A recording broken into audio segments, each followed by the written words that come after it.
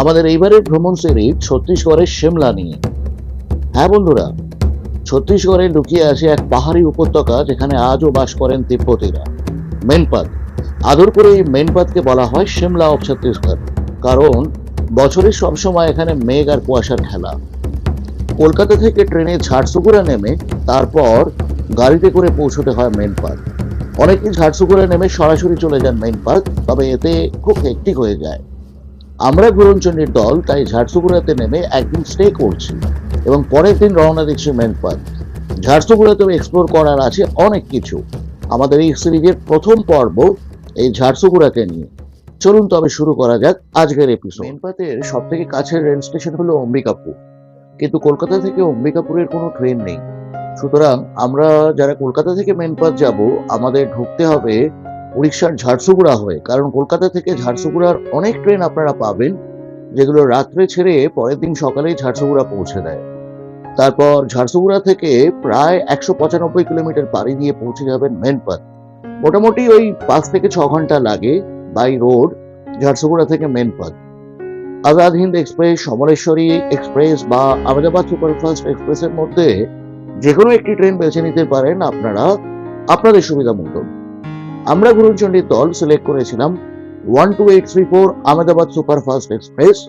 হাওড়া থেকে রাত 12টা 5-এ ছাড়ে এবং পরের দিন সকাল 7:30টায় নামিয়ে দেয় ঝাড়সুগুড়া। বন্ধুরা, আমরা সকালবেলা জাস্ট এসে নামলাম এখন ঝাড়সুগুড়া স্টেশনে। ঝাড়সুগুড়া কিন্তু একটা বড় জাংশন। অ্যাকচুয়ালি এটাকে উড়িষ্যার পাওয়ার হাউসও বলা হয়। ম্যাক্সিমাম মেটালার্জিক্যাল ইন্ডাস্ট্রি এই ঝাড়সুগুড়াতে। আচ্ছা, আমাদের এইবারের ট্রিপটা মেনপাতকে ঘিরে, তবে সঙ্গে আমরা ঝাড়সুগুড়াও রেখেছি। আর আজকের দিনটা আমাদের স্টে আছে ঝাড়সুগুড়াতেও। নর্মালি যেটা করেন সবাই মেনপাত যাওয়ার সময়, ঝাড়সুগুড়াতে নেমে স্ট্রেট গাড়িতে করে বেরিয়ে যান মেনপাত। এখান থেকে মেনপাতের ডিস্টেন্স কিন্তু অনেকটা, প্রায় 200 কিলোমিটার বা তার আর একটু বেশি। মানে আমাদের যাতে সমস্যা না হয় এবং একটা দিন আমরা ঝাড়সুগুড়াতেও দেখতে পারি, তো সেই জন্যে আমরা আজকে স্টেটা রেখেছি ঝাড়সুগুড়াতে। আমরা ট্রেন মোটামুটি হাফ অ্যান আওয়ার আমাদের লেট ছিল। এখন এখানে আমাদের অলরেডি গাড়ি রেডি আছে। Will just pack up and move to our hotel. সঙ্গে থাকবেন, দারুণ জমজমাট ট্রিপ হতে চলেছে এটা। আমাদের এইবারের ট্রিপে 34 জন আছি আমরা। তো এবারে খুব বড় টিম আমাদের, 34 জনের টিম। আমরা সবাই একত্রিত হয়ে গেছি এখন পার্কিংয়ে। আমাদের আজকে টোটাল 6টা গাড়ি আমাদের সাথে থাকছে। একটু সময় লাগছে মুভমেন্টে।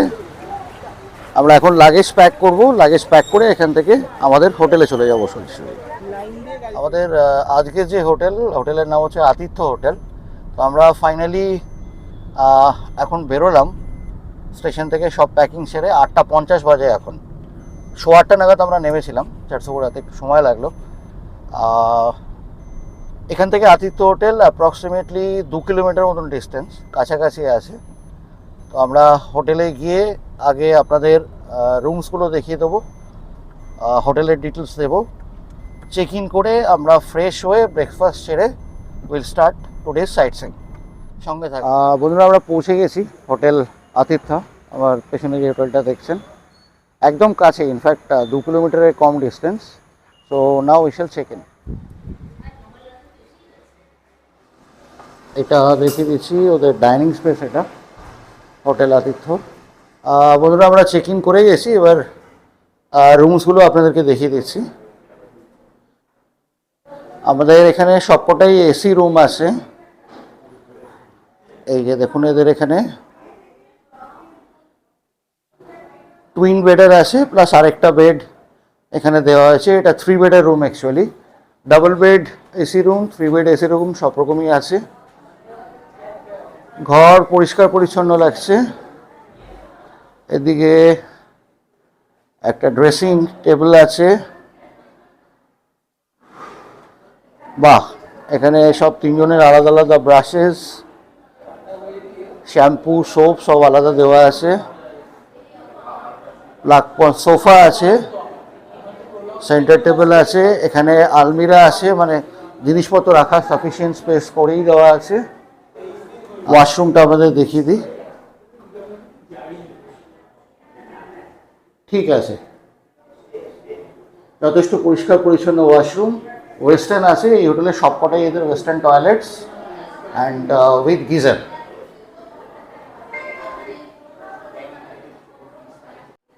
তো বন্ধুরা, আমাদের এখন কাজ হচ্ছে, রুম পেয়ে গেছি, এবার সকাল থেকে ফ্রেশ হওয়া হয়নি, এখন আমরা ফ্রেশ হব, ব্রেকফাস্ট করব, করে বেরিয়ে যাব। আর এই রুমে থাকছি তীর্থ। আর বাবা তীর্থকে সন্তোষী এসো, আমাদের আরেকটা ট্রিপ শুরু হচ্ছে। এটা হচ্ছে আমাদের রুম, আমার তীর্থর আর সপ্তর্ষি আরেকটা নতুন ট্রিপ। আমরা তিনজন একসাথে, এর আগে সাসারাম বলে আমরা একসাথে করেছিলাম একটা ট্রিপে। তো এটা হচ্ছে আমাদের 3 মাস্তানের রুম। ব্যাপক মজা হবে। ব্রেকফাস্টের ব্যবস্থা আমরা আগে থেকেই করে রেখেছিলাম আমাদের হোটেলে। সবাই আমরা ফ্রেশ হয়ে একেবারে রেডি হয়ে চলে এসেছি এখন ব্রেকফাস্ট টেবিল। বন্ধুরা, আমাদের ব্রেকফাস্ট হয়ে গেছে। Now will move for sightseeing. এই ঝারসুগুড়াতেও কয়েকটি বেশ সুন্দর সুন্দর জায়গা আছে। ঝারসুগুড়া ইন্ডাস্ট্রিয়াল টাউন হলেও পাহাড়ে ঘেরা সুন্দর জায়গা, এবং এটা কিন্তু একটা ট্রাইবাল হ্যামলেটও। তো শহরের যে এরিয়া আছে বা টাউন এরিয়াটা ঝারসুগুড়া, সেই টাউন এরিয়াটা ছাড়িয়ে একটুখানি বেরোলেই কিন্তু ট্রাইবাল হ্যামলেট। তো এখানে প্রায় 9টি ট্রাইবাল উপজাতি এখানে আছে, এবং আমরা যেগুলো সিলেক্ট করেছি আজকে 3টে জায়গায় আমরা এখন ঘুরতে বেরোবো, এবং আমাদের ফিরতে ফিরতে প্রায় বিকেল হয়ে যাবে। আজকে লাঞ্চও বাইরে সারবো। তো আমরা এখন প্রথমে যেটা যাব সেটা হচ্ছে বিক্রমখোল। বিক্রমখোল বলে একটি জায়গায়, বিক্রমখোলের ডিটেলস ওখানে গিয়ে আপনাদের বলবো।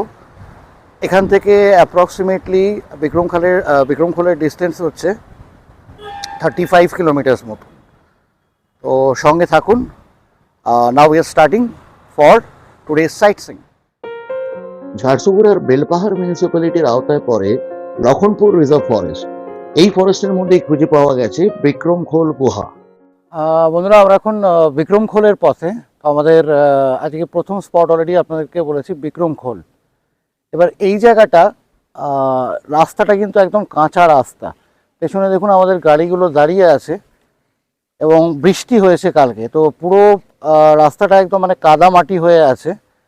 এখান থেকে মনে হচ্ছে আরও 1.5 কিলোমিটার গেলেই আমরা পৌঁছে যাব বিক্রমখোল। একদম জঙ্গলের মধ্যে দিয়ে রাস্তা। আর এই পুরো রেঞ্জটা হচ্ছে বেলপাহাড় রেঞ্জ, বেলপাহাড় হিল রেঞ্জ, যেটা সেই ফরেস্টের মধ্যেই হচ্ছে এই বিক্রমখোল কেভস। এবার আমরা গাড়ি থেকে নেমে পড়লাম, কারণ অলরেডি একটা গাড়ি ফেসে আছে, বাকি পথটা আমরা হেঁটেই যাব। তো এখান থেকে এক্সপেক্ট করছি 1-1.5 কিলোমিটার আমাদের হাঁটতে হবে। আপনারা সঙ্গে থাকুন, বিক্রমখোল পৌঁছে আপনাদেরকে আরও ফুল ডিটেলস দিয়ে দেবো। আমাদের বাচ্চা কাচ্চারা সব আসছে এক এক করে। দারুণ একটা অভিজ্ঞতা হচ্ছে। সবাই ছোট ছোট বাচ্চা এখানে। আমার শৈশব। 34টা বাচ্চা নিয়ে ঘুরতে এসেছি আমরা। প্রায় 1 কিলোমিটার মতন হেঁটে নিয়েছি এখন। এবার এখানে এসে আরেকটা বোর্ড দেখতে পেয়েছি আমরা। উড়িষ্যা ট্যুরিজমের এইটাই একটা ভালো ব্যাপার, এতটা ডিপেও ওরা কিন্তু উড়িষ্যা ট্যুরিজম ডিপার্টমেন্ট থেকে প্রপার বোর্ডস ডিরেকশনস দেওয়া আছে। তো কোনো কারণে, যেমন এখানে এই জায়গাটায় নেটওয়ার্ক নেই, আপনারা নেভিগেটর পাবেন না, but this boards will help you.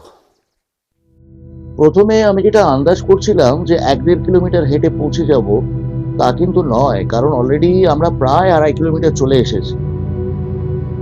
গ্রামের এই বৃদ্ধ মানুষটি আমাদের সাহায্য করলেন। এই জায়গাটা আমরা একটু দিকভ্রান্ত হয়ে পড়েছিলাম, কারণ জঙ্গলের মধ্যে দিয়ে রাস্তা দুদিকে গেছে, এবং ঠিক এই জায়গাটায় কোনো দিক নির্দেশের বোর্ড কিন্তু নেই। আরো কিছুটা হেঁটে আমরা এই বোর্ডটা পেলাম। বন্ধুরা, অ্যাট লাস্ট আমরা পৌঁছে গেছি বিক্রমখোল কেভস। তো এইবারে আমরা এক্সপ্লোর করে আপনাদেরকে দেখাবো। এখান থেকে আবার সিঁড়ি দিয়ে নিচে নামতে হবে আমাদেরকে। বন্ধুরা, বেশ খানিকটা কষ্ট করে আমরা আলটিমেটলি পৌঁছে গেছি বিক্রম কোহল কেভস।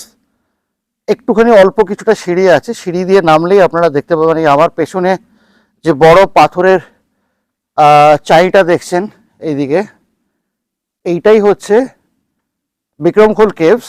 আর এর গায়ে যে ইনস্ক্রিপশনসগুলো আছে সেটাই দেখার জন্য আসা। এই জায়গাটা কিন্তু পুরোটা এটা হিস্টোরিক্যাল ইম্পর্টেন্স। নেচারের মধ্যে দিয়ে, জঙ্গলের মধ্যে দিয়ে যে ট্রেকিংটা, সেটাও আমরা এনজয় করেছি। হাঁটতে হয়েছে অনেকটাই, এতটা কিন্তু অ্যাকচুয়ালি হাঁটতে হয় না, কারণ যেহেতু বৃষ্টির জন্য আমাদের গাড়ির চাকা ফেসে গেল, সেই জন্য এতটা হাঁটতে হয়েছে। আদারওয়াইজ অনেকটাই গাড়ি চলে আসে। রাস্তা তৈরি হচ্ছে আমরা দেখলাম আসার সময়, হয়তো পরে যারা ভবিষ্যতে আপনারা আসবেন তখন স্মুথ পিচের রাস্তা পেয়ে যাবেন এখানে। আমি এখানকার হিস্ট্রিটা বলে দিচ্ছি। এটা বহু প্রাচীন ইনস্ক্রিপশন এখানে পাওয়া গেছে। স্বামী জ্ঞানানন্দজি প্রথম আবিষ্কার করেছিলেন এখানকার এই রক ইনস্ক্রিপশনসগুলো, এবং সেটা 1930 সালে ডক্টর কেপি জয়সওয়াল, তিনি একজন আর্কিওলজিস্ট, তিনি এই ইনস্ক্রিপশনসগুলো ভালো করে পরীক্ষা নিরীক্ষা করেছিলেন এবং তার মতামত অনুযায়ী 1500 BC বিফোর ক্রাইস্ট বয়স এই ইনস্ক্রিপশনসগুলোর। এবং এই ইনস্ক্রিপশনগুলো অর্কার পেন্টিং বেসিক্যালি। এবং যেটা জানা যায় রিসার্চ করে, যে এইখানকার যে ইনস্ক্রিপশনসগুলো আছে সেগুলো অ্যাকচুয়ালি পিক্টোসিলাবিক ইনস্ক্রিপশনস, এবং হারাপ্পান যে পিক্টোসিলাবিক ইনস্ক্রিপশনস আছে এবং ব্রাহ্মিক, তো এই দুটোর মিক্স আপ এখানে আছে। তো হিস্টোরিক্যাল ইম্পর্টেন্স এখানে বিশাল, কারণ হারাপ্পান সভ্যতা এবং ব্রাহ্মিক সভ্যতা, এই দুটোর কোথাও না কোথাও তো লিঙ্ক ছিল, তার জন্যে এই দু ধরনের ইনস্ক্রিপশনস এখানে পাওয়া যায়। বন্ধুরা, এই বিক্রম কোহল ঘুরে আমরা এখন আবার বেলপাহাড়ে চলে এসেছি। এইখানে এই যে রুটটায় আমরা সাইট সিইং করছি, এই রুটে বেলপাহাড় হচ্ছে একমাত্র জায়গা যেখানে আপনারা প্রপার কিছু রেস্টুরেন্টস পাবেন। তো এখন বেলপাহাড়ে আমার এই পেছনে যেটা হোটেল দেখতে পাচ্ছেন, হোটেল পুষ্পার ওদের ভেতরেই রেস্টুরেন্ট আছে। আমরা ওইখানে এখন লাঞ্চ সারবো, সেরে আবার রওনা দেবো। বন্ধুরা, এই বেলপাহাড়ে লাঞ্চ সেরে আমরা এখন কৈলিঘুগরের পথে। এখান থেকে কৈলিঘুগর প্রায় 30 কিলোমিটার। বন্ধুরা, আমরা এখন পৌঁছে গেছি কৈলিঘুগর ওয়াটারফলস বেলপাহাড় থেকে। এই কৈলিঘুগর ওয়াটারফলস অ্যাকচুয়ালি একটা স্রোত থেকে তৈরি হয়েছে এখানে। আহিরাজ রিভিউলেট বলে বেসিক্যালি। তো আহিরাজ রিভিউলেট থেকে এই কৈলিঘুগর ফলসের সৃষ্টি হয়েছে। 200 ফিট মতন হাইট। আর এই আহিরাজ যেটা রিভিউলেট, এটা আলটিমেটলি মহানন্দাতে গিয়ে মিশেছে। ঝারসুগুড়ার লখনপুর তহসিলে কুশমেলবাহাল গ্রামের কাছে অরণ্য মাঝে আপনারা পাবেন এই কৈলিঘুগর জলপ্রপাত। অসাধারণ লোকেশন, অসাধারণ একটি জলপ্রপাত এবং ইজিলি অ্যাপ্রোচেবল। আসুন আরো ভালো করে দেখাই আপনাদের জলপ্রপাত।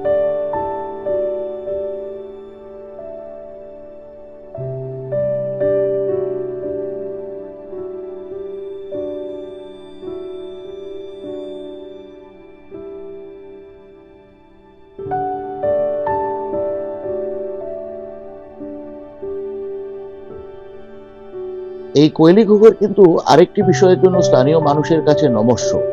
জলপ্রপাতের পাশেই পাবেন এই চারদিক খোলা মন্দিরটি।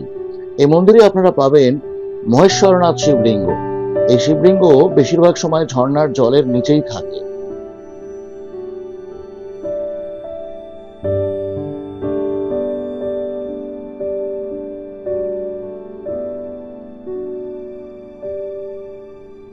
আজকে দিনের বেশিরভাগ সময়টাই মেঘলা হয়ে আছে, বোঝাই যাচ্ছে পাহাড়ে বেশ বৃষ্টি হচ্ছে।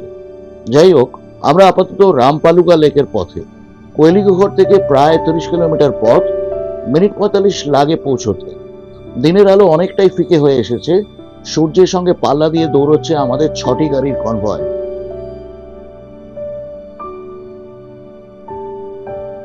বন্ধুরা, আমরা এট লাস্ট পৌঁছে গেছি রামপালুগা লেক। আর এই রামপালুগাটা হচ্ছে ওই দূরের যে পাহাড়গুলো দেখা যাচ্ছে, এটা কিন্তু হীরাকুদের রিজার্ভয়ার। হীরাকুদের যে রিজার্ভয়ার সেটা অলরেডি আপনাদের দেবরিগড়ে দেখেছিলাম। দেবরিগড় থেকে হীরাকুদটা পুরো দেখা যায়, বোটিং করা যায়। এখানেও বোটিং করা যায়, তবে আপাতত বোটিং অ্যালাউড নয়, কিছু একটা অ্যাক্সিডেন্ট হয়েছে এখানে কয়েকদিন আগে। আর এইটা হচ্ছে basically the other side of Debrigarh বা হীরাকুদ রাদার। স্থানীয় মানুষরা এটিকে একটি ছোটখাটো ফিশিং হারবার বানিয়ে ফেলেছে। সে বানাক, কিন্তু থার্মোকলের বাক্সের অবশিষ্টগুলো এইভাবে লেকের ধারে ফেলে নোংরা করাটা আমার ব্যক্তিগতভাবে খুবই অশোভনীয় লাগছে। অন্তত এগুলো রোজ পরিষ্কার করার ব্যবস্থা করা দরকার, না হলে এত সুন্দর একটি জায়গা তার মাধুর্য হারাবে। আসুন এবার এনজয় করা যাক সূর্যাস্তের শেষ আলোর ঝলক এই রামপালুগার বুকে।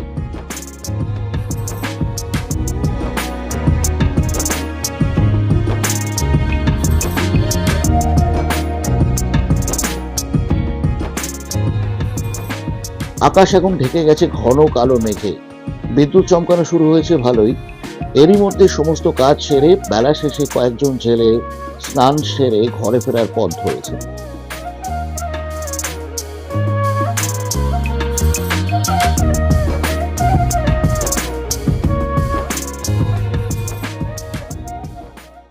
আমরাও এবার রওনা দেব আমাদের হোটেলের দিকে। আমাদের মেইন পার্ক ভ্রমণ সিরিজের প্রথম পর্বের এখানেই শেষ। আজকের দিনটা আমরা এক্সপ্লোর করলাম ঝারসুগুড়া। আগামীকাল আমরা রওনা দেব মেইন পাথের উদ্দেশ্যে, এবং মেইন পাথের সমস্ত কিছু আপনারা পাবেন পরবর্তী পর্বে। এই ভিডিওটা আপনাদের কেমন লাগলো অবশ্যই কমেন্টে জানাবেন। ভালো লাগলে লাইক ও শেয়ার করবেন। যারা এখনো আমাদের চ্যানেলটি সাবস্ক্রাইব করেননি অবশ্যই বেল আইকন টিপে আমাদের চ্যানেলটি সাবস্ক্রাইব করে রাখবেন, যাতে করে এরকম অজানা অচেনা জায়গার ভিডিও নোটিফিকেশন আপনারা যথাসময় পেয়ে যান। খুব শীঘ্রই আপনাদের সঙ্গে দেখা হবে আগামী পর্বে। ততদিন ভালো থাকবেন, আনন্দে থাকবেন এবং অবশ্যই ভ্রমণে থাকবেন। শুভ বিদায় বন্ধুরা।